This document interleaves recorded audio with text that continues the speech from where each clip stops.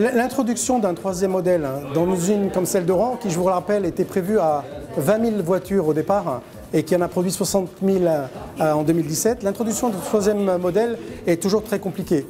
Donc en fait ce qui a été fait, c'est dans les travaux du mois d'août, en général on appelle ça les travaux du mois d'août, qui sont les travaux pendant que l'usine est arrêtée.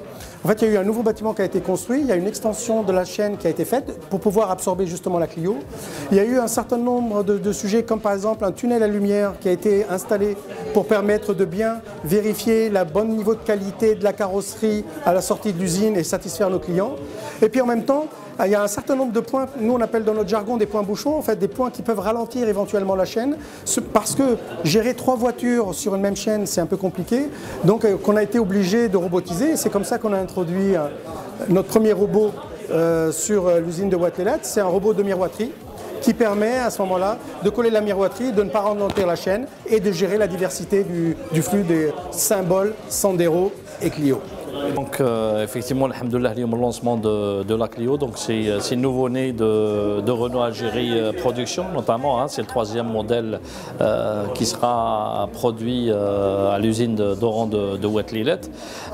Donc effectivement, ça fait 2 ans qu'on a même un peu plus, qu'on n'a pas vu nos modèles sur la partie commerce de Renault Algérie. Donc il va être introduit. Inch'Allah, à partir de la semaine prochaine, on va commencer les préinscriptions au niveau des showrooms. Donc les clients peuvent se présenter au niveau des showrooms de tout le réseau de Renault Algérie pour les préinscriptions en première étape, et en deuxième étape, on va les recontacter pour les commandes, et troisième étape, ça va être la livraison. Donc ça c'est sur la partie un petit peu fonctionnement. Maintenant sur la partie modèle, la nouveauté c'est le moteur TCE. Donc on vient d'introduire un moteur TCE 90 chevaux avec un turbo. C'est un moteur assez puissant, économique en parallèle. C'est pratiquement la dernière génération des moteurs du groupe Renault, et c'est un moteur très économique. Et cette version, Inch'Allah, elle va être introduite à partir de 1 999 000 dinars. Côté équipement, comme vous avez pu le constater, les véhicules sont très riches en équipement, que ce soit sur les 3 versions. Après, je vais détailler une par une. Donc, nous avons intégré systématiquement, notamment sur l'aspect sécurité, les airbags, 2 airbags frontaux, 2 airbags latéraux, l'AFU, l'ABS, l'ASR aussi sur les 3 versions.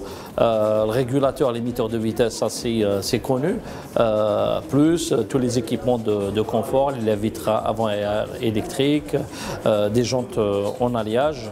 À l'intérieur, on a la partie sellerie plus le volant qui a été amélioré et changé avec des volants cuir. Plus bien sûr ce que je viens de dire sur la partie motorisation.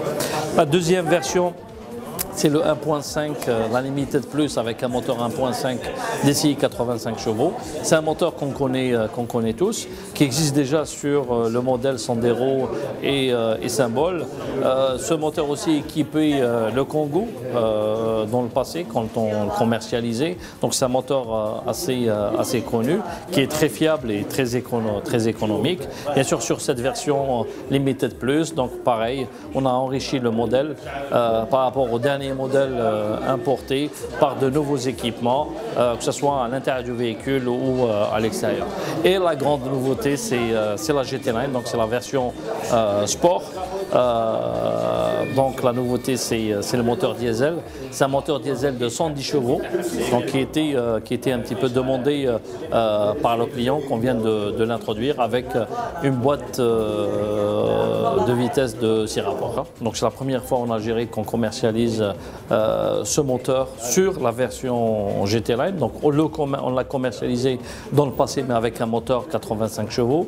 Donc on a tout ce qui est main libre aujourd'hui, le système main libre aujourd'hui qui est introduit sur cette version. On a le full LED qui est introduit sur cette version.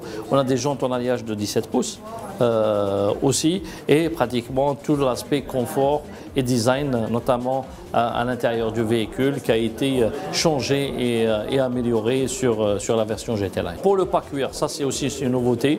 Donc première étape, on va introduire la GT Line avec une sellerie tissu, et en deuxième étape, donc ça veut dire les jours et les mois à venir, donc nous allons introduire une version avec un pack cuir. Donc un pack cuir, ça va être tout le salon en cuir sur la version GT Line 110 chevaux.